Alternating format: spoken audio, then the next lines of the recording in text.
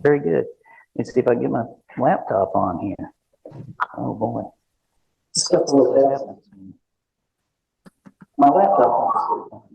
Well, my name's Andy Rudolph at KY4DF, and I've been a ham since 2020, which isn't very long. And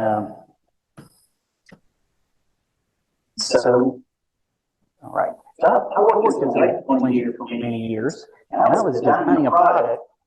And we had FCC testing done on it, and I found out it was transmitting on a 6-meter band. And that was my introduction into ham radio. FCC didn't want my light. Somebody up there. All right. Okay. So FCC didn't want our light transmitting on the 6-meter band, and in fixing that led me into ham radio. Let's see, how do we get this thing up there?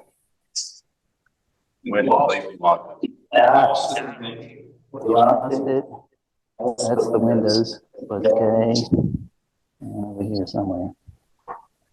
So I'll tell you how I got into the low band. 630 meters is very low. I found the 160-meter band on my 7300 and wondered, who was on that band. And so I made an in-fed half wave for 160 meters. And that was kind of interesting. And looking at those low bands, it got me interested in these two new bands, 630 meters, and also 2200 meters, extremely low band. Your typical transceiver, though, you won't find a 630 meter band button on it like I did for 160 meters, nor will you find a 2200 meter. So that got me interested in it. There's a lot of things on YouTube about the band. I'll give you a little bit of history on it. So the FCC first granted experimental licenses. So you had to apply for an experimental license just to get on the band in 2006. What's that? And only digital modes and CW were originally allowed. The World Radio Conference added these two bands, 630 meters and 2200 meters in 2012, but that didn't give us access. Since we hold FCC licenses, we have to wait for the FCC to take action. And they approved allocating the bands in 2017. So that's 472 kilohertz to 479 kilohertz. And that's on a secondary basis. I'll cover that in a second. But before you can transmit on 630 meters, you have to go to a website, the Utilities Technology Council website, and tell them you're going to do this. It's a very simple form. You put in your contact information and your call sign and say, I want to be on either 630 or 2200, and you just wait 30 days. And if they don't contact you, you're good to go. But I would save your printout of that submission. And I was wondering why the Utilities Technology Council. What do utilities have to do with it? And apparently there is a power line carrier communication signal carried on power lines on those same frequencies. So they want you to be at least a kilometer away from any power lines that are carrying that. And apparently I'm more than a kilometer away because I heard nothing and got on the band. So the band's very tiny, only 7 kilohertz wide. So that's 472 kilohertz to 479 kilohertz. And this reminds me, Kevin, KQ4FIP, if you could distribute these questions for me. That might be one of them, was that first 472 to 479 kilohertz. Another, one of the requirements FCC puts on it is 5 watts, maximum of 5 watts, equivalent isotropically radiated power. That's not something we talk about a lot. Everybody may remember from general or maybe technician that an isotropic antenna is kind of a pretend antenna. It's a point source that radiates equally in all directions like a sphere. Only 5 watts though, except if you're near Russia, you can only do 1 watt up in Alaska. And I'm going to move fast, so there's a lot of slides. Well, raise your hand if you have a question. Now this is going to be a hint, but you're allowed to transmit up to 500 watts PEP. And that's the first hint that your antennas may not be very efficient on this band. Because you can you can put 500 watts out, but you can only radiate 5 watts. Maximum of 60 meters or 197 feet tall. I don't think that's going to limit many of us. I was only able to go about 40 some odd feet. Those are your antennas. Okay, permissible modes are CW, RIDI, data, phone, and image. So they added something from the beginning. All right, a little bit more. So this is from the ARRL Band Plan. You have to be at least a general to get on the band. And there's your 7 kilohertz. And I thought it was interesting to look at where this falls in the radio spectrum. You know, we as a technician usually get on UHF and VHF. Then you get your general and kind of get on an HF, and this is below HF in the MF band, and it's actually below the AM broadcast band. Some of you may have listened to AM, not many of the younger people have, but I remember it, and this is below the AM broadcast band.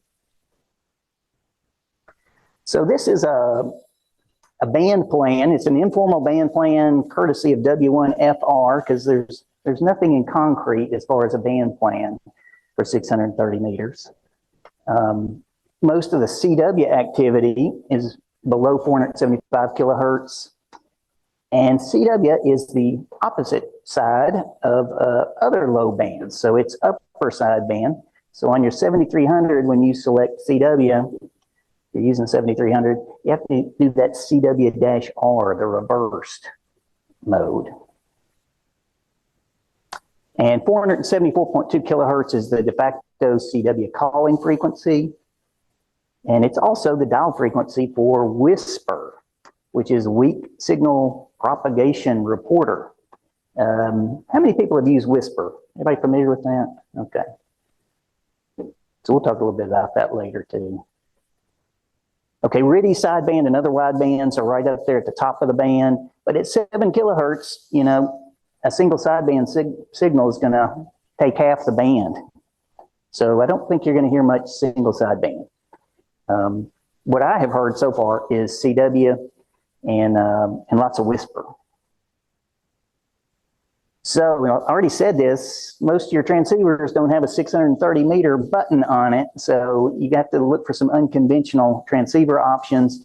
And one of the things you can do is get a transverter, and that converts another band, like 80 meters or 160 meters, down to 630 meters.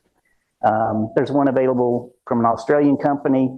It'll get you 5 watts on the band, and you operate it on 80 meters, and it translates it down. There's another one that from monitorsensors.com. It seems to be the gold standard with 50 watts output, but it's not been available for some time. So, and it's rather expensive at almost $1,000. But that one you operate on 160 meters and it translates it down. What I chose was to modify a transceiver. And the two that I read about on the internet are the 7100, the IC 7100 and the 7300. And I had a 7300, it kind of upgraded to a 7610. So it was sitting over there just waiting for a use. But do be aware that this modification is going to void your warranty. So I cracked open my 7300, and there are a lot of YouTube videos on this out there. It's a tiny surface mount diode. You have to lift up one end. And this is going to allow that radio to transmit anywhere. So you're going to have to be careful with it. I don't necessarily recommend this for your main radio because you don't want to accidentally transmit outside the ham bands. Let's see. The other thing, since it wasn't designed for 630 meters, a 7300, when you roll it down to 474 kilohertz and start transmitting, it is not just going to transmit on that band. You might remember it's going to have an image at every harmonic of that band. Awesome. And so we're going to have to do something about that. So here is it's the diagram of my station. So you can see the 7300 there. It's been modified. And this is what's going to hopefully take care of those harmonics. The next thing is called a Diplexer. And there's a ham KB8U that put a nice blog post on the internet detailing the design for this thing. It essentially has 2 filters, a low pass filter and a high pass. So the low pass is going to take our 630 meter signal and route it to the antenna. And the high pass is hopefully going to take all those harmonics, because they're at higher frequencies, and route those to a dummy load. And they'll be dissipated as heat. In a perfect world, that's exactly what would happen. We'll find out. So then I did add a few little items you'll see out there, a matching transformer to help get that 50 ohms just right. And since we're probably going to have a short antenna on 630 meters, a big inductor to, and you can see it right here on the table, the orange bucket, to load that antenna, because we're not going to be able to do a quarter wave vertical on 630 meters, a full-sized one anyway. So once you modify that 7300, I wanted to take a look at it and see what is it putting out. And so I don't know if anybody watches Josh on Ham Radio Crash Course, but a lot of these guys analyze the output of their HTs. You know, does your bow thing radiate on frequencies it's not supposed to? And he uses this cleanrf.com RF sampler. And so I bought one of those. And what that does is it takes the output power of a 7300, which is going to be, I'm assuming, 100 watts at this point in my journey. And it brings it down to a level where your tiny SA can look at it. And I looked up what is the maximum input for my tiny SA, because I didn't want to blow it up. And it is 0 dBm. And then I said, well, that's good. What is a dBm is the next question. And that is a decibel relative to 1 milliwatt. And anybody remember what 0 dB is? It's a multiplier of 1.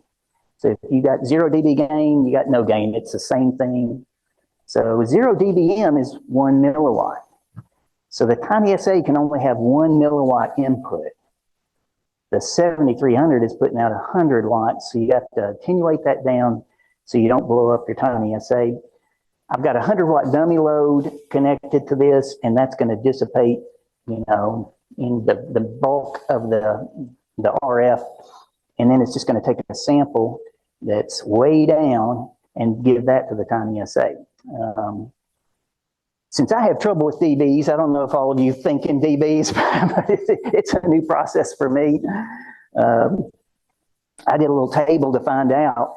So yeah, the 100 watts is 50 dBm, way over what that tiny SA can do. So we need at least 50 dB of attenuation to get down and not blow up that tiny SA.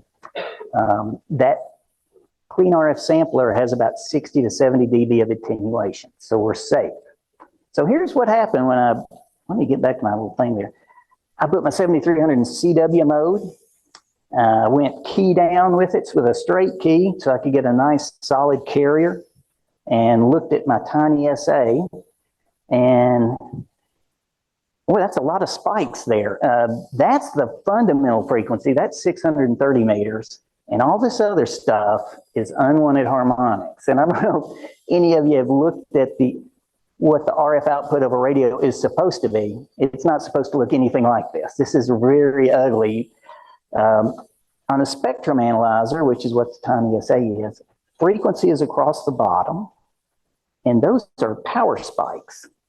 So you want all your power on the frequency, you know, that you're transmitting on, that you dialed in, and this is producing images and copious images outside of the band we want to transmit on. And that is just that's what's going to happen when you're using a radio and it's not designed for that band. An interesting thing I saw, though, is you could see the effect of the 160 meter low pass filter in that 7300. Every transceiver has a low pass filter for every band. And being that 630 meters is very low, the 7300 uses the lowest filter it has. And so that filter, you can see the horizontal part, the cutoff frequency is that bend where it starts going down is just above 2 megahertz. And that is the low pass filter, that shape you see where the harmonics go down is the low pass filter shape for the 160 meter filter inside the unit. So Anyway, I would not want to hook this up to an antenna and just transmit like that, because that would be a no-no for the FCC. And in fact, FCC requires 43 dB down from the fundamental. And what you can see up here is there's the primary, which has that big white arrow going to it. The spurious emissions are only about 10 dB down. They're one division down. So this is really bad. We need 43 dB down before we're permissible for the FCC. So there's a few reasons to use this diplexer. The antennas we're going to use we're usually going to use a vertical. It's going to be heavily loaded. Some of you may have used ham sticks on your vehicles. And, I have an 80-meter ham stick I use on my truck. And, it's only 6 feet tall. So it has this huge loading coil down at the bottom. And that produces a high Q antenna, which is a tiny little narrow bandwidth. Because of that, outside the 630-meter band, when we do this, we're going to have a tiny bandwidth. It's going to have high SWR. All those little power and the spurious emissions are reflected back to the radio. And that's going to make the radio see a high SWR. And radios don't like seeing high SWR, and sometimes they'll throttle back their power. Let's see, yeah, we covered that. And then we get to what I was talking about earlier. The FCC has rules about this stuff. And if you're operating at a frequency below 30 megahertz, your transmitter any harmonics or spurious emissions must be 43 dB down from the fundamental. And that's a long, 40 dB is 10,000 times down, and 3 more dB would be 20,000 times down. So 1/20,000th the power of the primary. So this diplexer we can put in there to separate the 630 meter signal that we want to go to the antenna, and then those harmonics that we're going to send to the dummy load. The crossover frequency for this diplexer is the Y in the road, and that frequency is going to need to be greater than the fundamental, but less than the harmonics. Now, I was like, where do I buy this diplexer? Well, fortunately, you can't, but Russ, KB8U, I'm not going to try to pronounce his last name, published a great blog post on it, and he detailed the design of a diplexer that he made. And he used LC filter design software. And Doug had told me, our own Doug Miller, W4DML, you've seen him use this in presentations here before. I think his AM notch filter, he used that. You can download this software for free.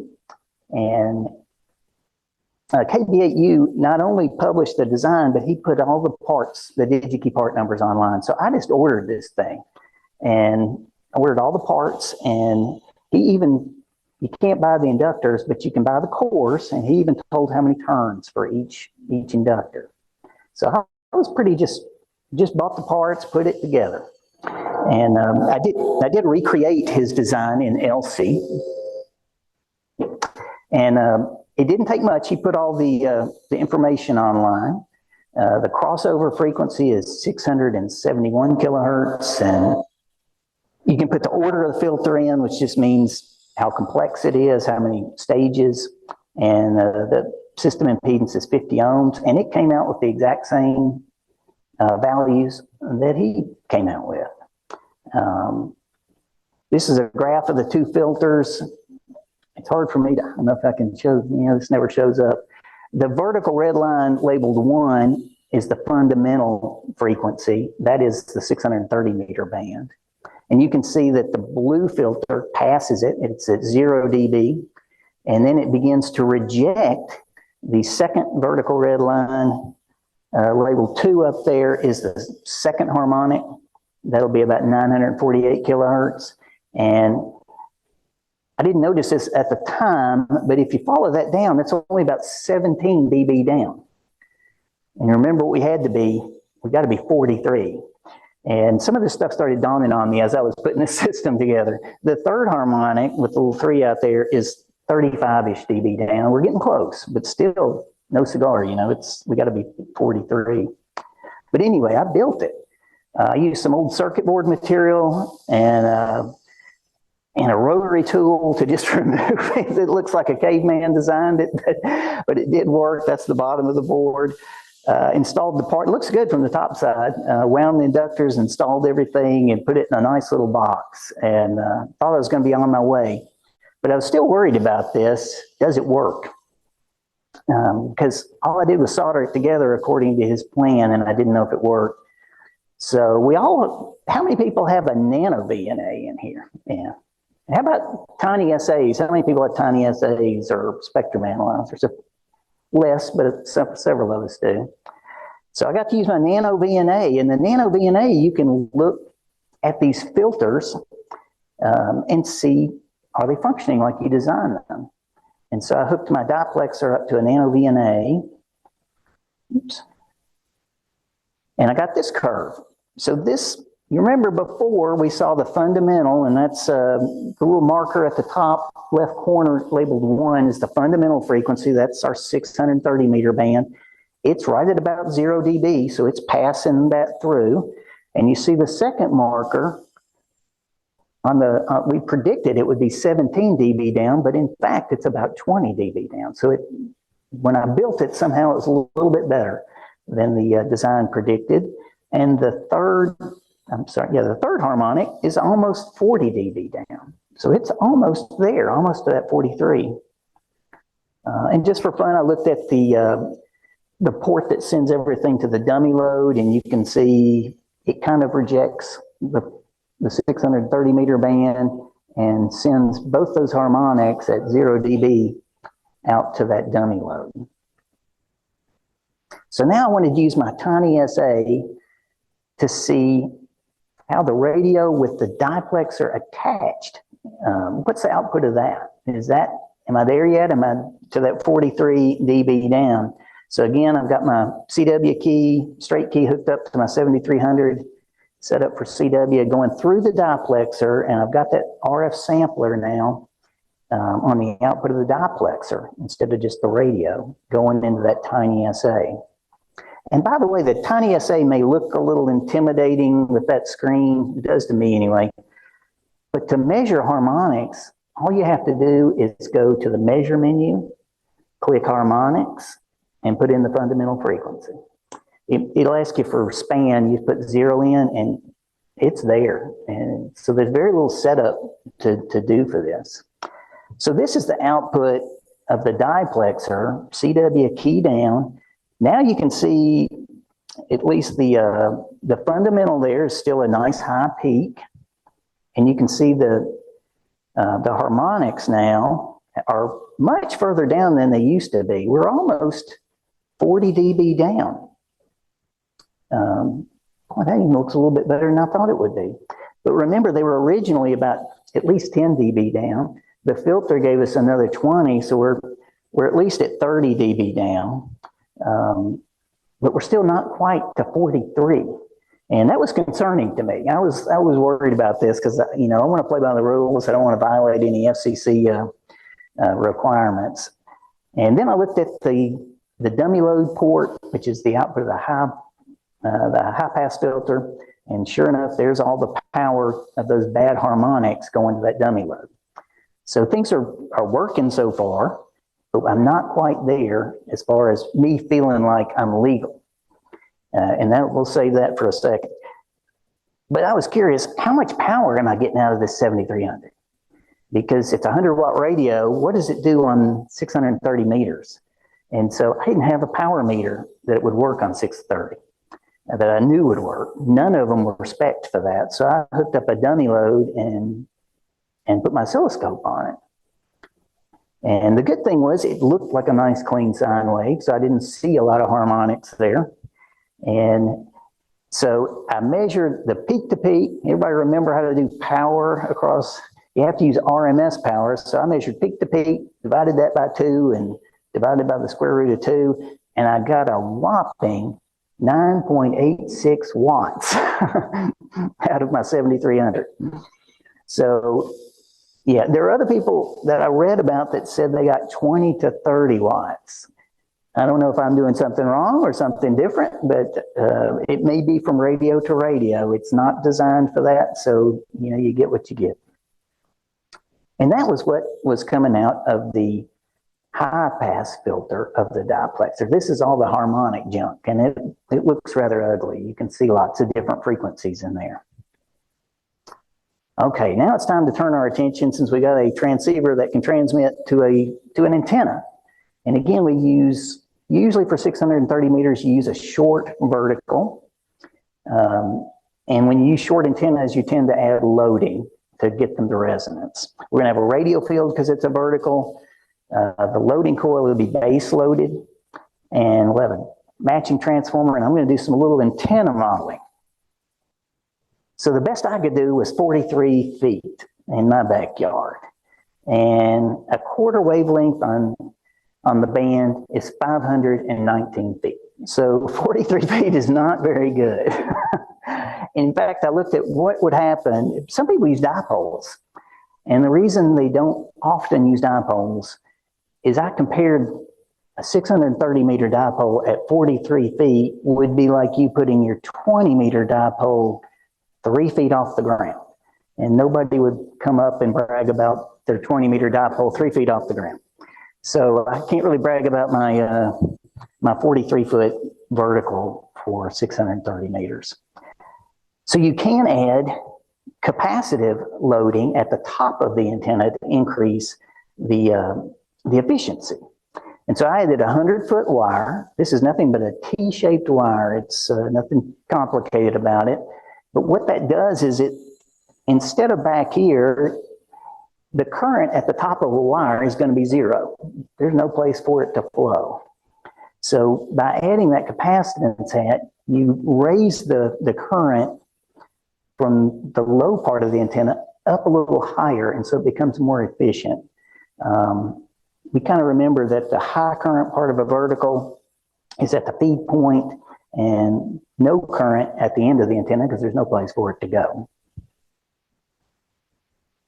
Okay, you can improve the efficiency by adding multiple conductors, but I haven't done that. Some of you, if you have an 80 meter or 160 meter dipole, that's a T-shaped piece of wire already, and you can short the center conductor and the shield and use that as your antenna and not have to put up something new. Okay, so I put out a radial field, and mine is 24 radials with 50 feet each. I just used a piece of aluminum from Home Depot and some bolts and put those out. Those capacitance hat elements, those wires up at the top of the antenna, benefit from radials directly below them. So those are the first two I put out, were directly below those.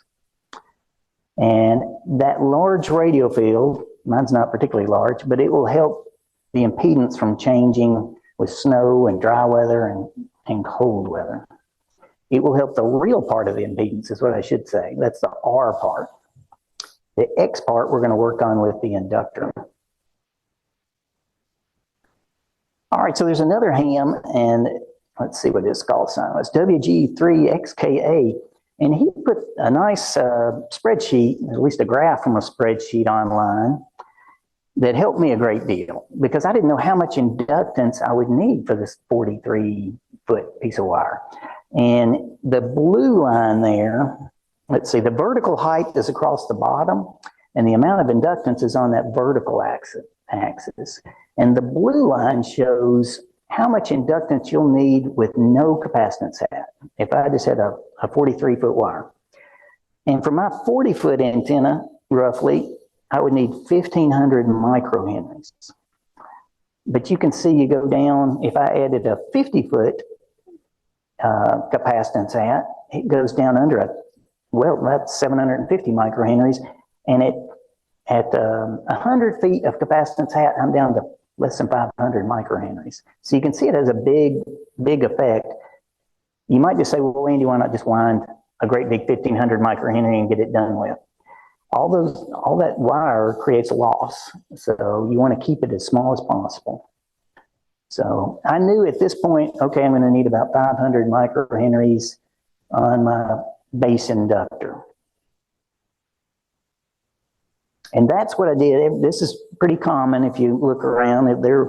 This is called a bucket variometer, and you literally get a Home Depot bucket and a variometer. This might be one of those questions too. Is a variable inductor, and it's a special type where you have a fixed outer inductor and an inner inductor that you can rotate. And it's kind of interesting because the field created by the inner inductor can either add to or subtract from the field from the outer. So I can literally just take that white PVC and rotate it and adjust the inductance.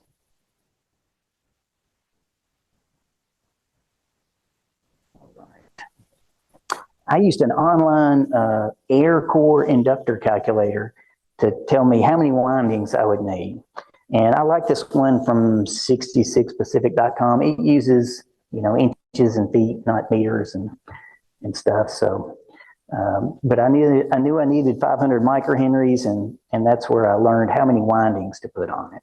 I wish I could tell you I just wound it exactly like they said and it all worked out, but yeah, I wound up adding and subtracting and tweaking things. You may not need this little matching transformer. I didn't start with it. I was pretty close to 50 ohms, the real part of the impedance when I started, but it was a little low, so I wound a matching transformer to be able to adjust that.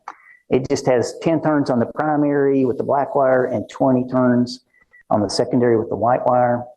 And you can move that tap and adjust it from 40 to 200 ohms. So there's kind of the finished product in the backyard. The bucket itself wasn't very weather tight, and an orange bucket in the backyard does not please, the family looking out there. So I put it in a box, a little deck box, right on top of the radial field. And I put my analyzer on it, my Rig Expert AA35 Zoom. And no, it didn't come out like this the first time. This is when I discovered I needed to adjust my bucket a little bit. But I was able to bring it to resonance on the 630 meter band. And, I talked about high Q antennas. So I was curious, what is the Q of this antenna? And so Q is the 2-to-1 bandwidth. I should say the center frequency divided by the 2-to-1 bandwidth. So here you can see the bandwidth is about 16 kilohertz, and the fundamental frequency here is 477. So we came out with a Q of about 34. Generally over 10, I think, is considered getting into the high Q range. That's just the yellow here is the real part, the 50 ohm part, pretty darn close to 50 ohms, and the blue is the reactive part of the impedance, and you can see it crosses 0 right there in the middle. And this was interesting. This was looking at the antenna through the Diplexer. So now you can see that dip for the 630 meter band, that sharp dip, and you can see the SWR trails off to 1-to-1 as it starts looking at the dummy load at higher frequencies. That's why it's trailing down to 1-to-1. All right, so we're going to do some antenna modeling, and the reason is I haven't addressed a couple of things. How do I know I'm only putting 5 watts out EIRP? And that was really bugging me. And FCC has some documents about how to calculate EIRP, and I'll get to that later, but quickly, I used MMANA GAL. It's a free software. It's pretty neat. It's like a spreadsheet. There's an X, Y, and Z for each point, the start point and the end point of each wire in your antenna. And so I had 3 wires, the vertical and the 2 capacitance hats. And I just put those in, and there it is modeled. It shows you a little picture of it. And it allows you to put in the number of radials you have and their length. And I set it to calculating, and lo and behold, you can also put in a base loading inductor, the amount of the inductance. And it actually came out pretty close. I put in, I think it was 400 and some odd microhenries. Let me back up there. 436 microhenries into the model, brought it to resonance at 49 ohms and about 1 ohm of reactance. And there's the far field plot. And that little red dot is the maximum gain. And that was the number. That was the whole reason for me modeling this thing, was to know the gain of the antenna. And I'm curious, if I tried to sell you an antenna with negative 16 dB gain, would you buy it from me? Probably not. We generally don't like negative gain on antennas. But again, this is very inefficient stuff. So yeah, there's my gain. And that was the number I was looking for. It does a predicted SWR plot, which came out, nice and low. And by the way, this is my cue to tell you, in the future, our own Ted, W3TB, is going to be doing a presentation detailing antenna modeling, and he's going to go much more in detail on this. Maybe at the next meeting, I'm not sure which one. All right, so the FCC has a document. I'll show, there's the number, telling how to calculate EIRP. You can tell this got kind of detailed to me, because I've never done that before. And they talk a lot about measurements, field strength measurements in the far field. So I had to look, what's far field? And for hams, it's generally accepted it's greater than 3 wavelengths. And so that sounded simple. I'll go more than 3 times 630 meters, which is over a mile from my house. That's a long way.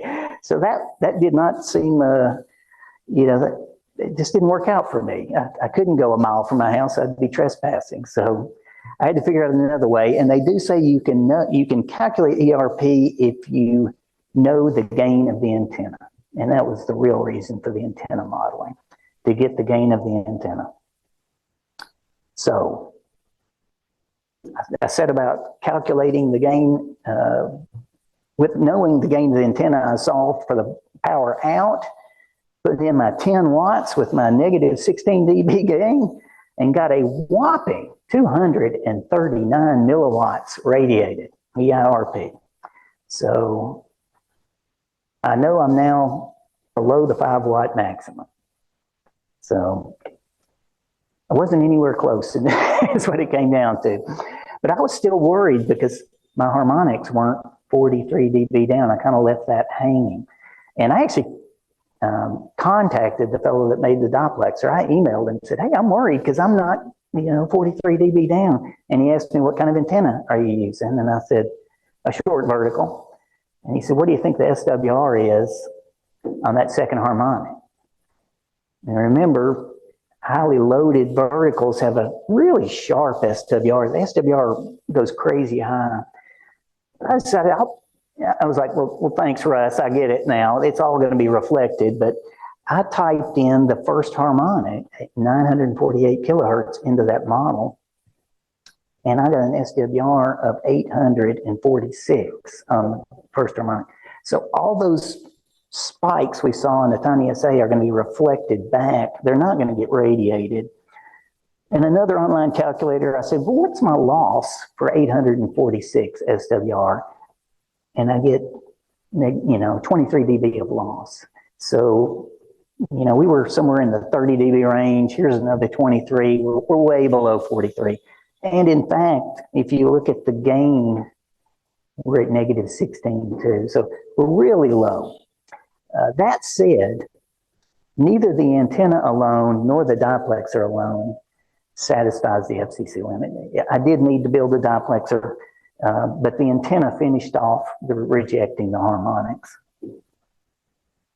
So now that I had a system, I could operate it. And so I operated WSPR to begin with. That's Weak Signal Propagation Reporter. And if you've not used that, you can use free software, WSJTX, Joe Taylor software. And it's great for testing antennas. It sends out your call sign, and then you check a website for who hears you. And this was my best night operating on 630 meters, which is 59 unique spots, down into the Caribbean and all the way up into Canada. And this is actually really good because it tends to be a wintertime band. And as I only got the station running probably late spring. Every day I would see this shrink. So it's an interesting band to operate on. It's a nighttime band, and it tends to be a wintertime band. But I was immediately noticed. I got a QSL card, and it wasn't from a ham. It was from a shortwave listener. I got that card, and I thought, oh, here's a ham. And then I was looking, that's not a call sign. But it's a shortwave listener call sign. He heard me the first night I transmitted and requested a QSL card because he was collecting grid squares on 630 meters. I also, like the hits on my QRZ page went through the roof because, you know, that's what I did was I looked up everybody on my map. Who else is on 630 meters? So it's a neat kind of a small group. And okay, so what's next? I've done a lot of whisper. I've listened to CW. I have heard CW on the band. I want to make some CW contacts. I've called CQ, and I don't know if I need more power. What I really need are some local 630 meter hams, which is my hint to you. I'd love somebody else to get a station on the air that I could communicate with. JT9 tends to be the digital mode where you actually make contacts.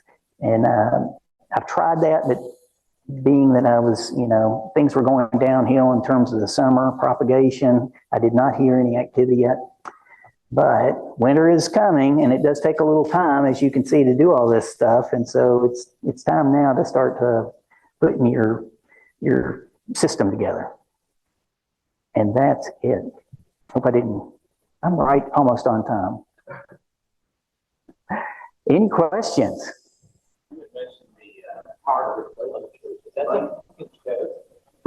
Say that again. Say that again.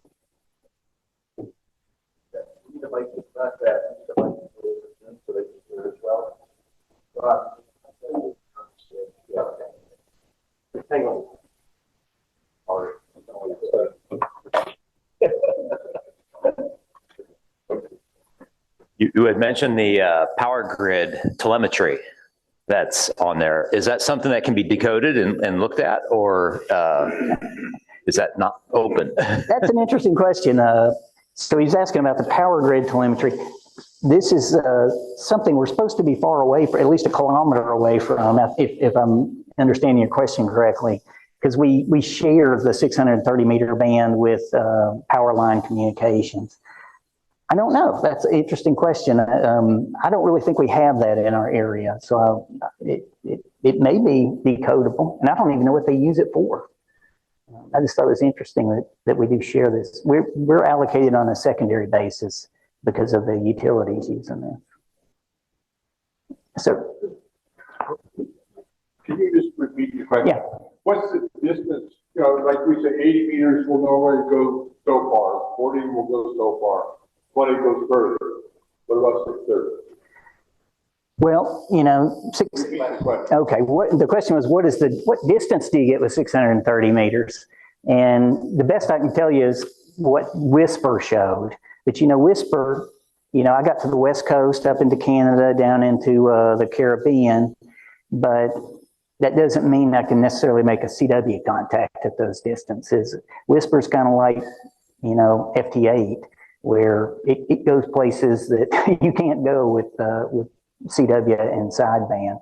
So, you know, I don't think we're talking long distances.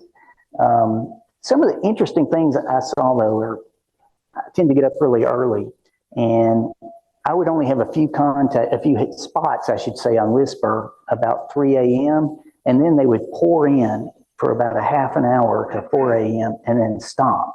And as winter went away and summer approached, that window went down. I saw it just go down to 20 minutes, 15, 10, and then it just kind of went away almost. You just get very local contacts. But yeah, I don't think it's much of a DX band. It would probably be the answer. It's more localized. And anything else? Yeah. Is your antenna permanently mounted? Is my antenna permanently mounted? It is. I have two big trees and ropes going to those holding up the top of that T, and it is permanently mounted back there. What about your radios? Yeah, the radials are laid down on the grass, and I mow over them. It's you just can't aerate the yard back there because that would tear everything up. Yeah. But the antenna, this one's actually smaller than my 80 meter in-fed half wave. Everybody thinks I don't have room for that antenna, but it's 100 feet is its largest dimension. So it's smaller than my 80 meter in-fed half wave. All right. Suggested, Andy, would you show the Yeah. inductor? Are you going to point up here? Yeah. Okay. Yeah. So this is the inductor, the base loading inductor. And I'll see if you can see in there. There's another inductor on the inside that can be rotated. And I got tired of running out in the backyard and turning this thing to, because it does need adjustment every now and then. And so I found on Amazon a little DC motor and gear assembly.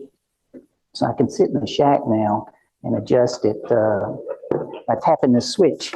And I use bias T's so that DC is actually run on the coax out there. So yeah, it's kind of fun.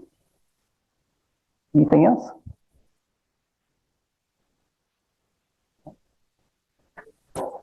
If not, let's thank Andy for a great presentation.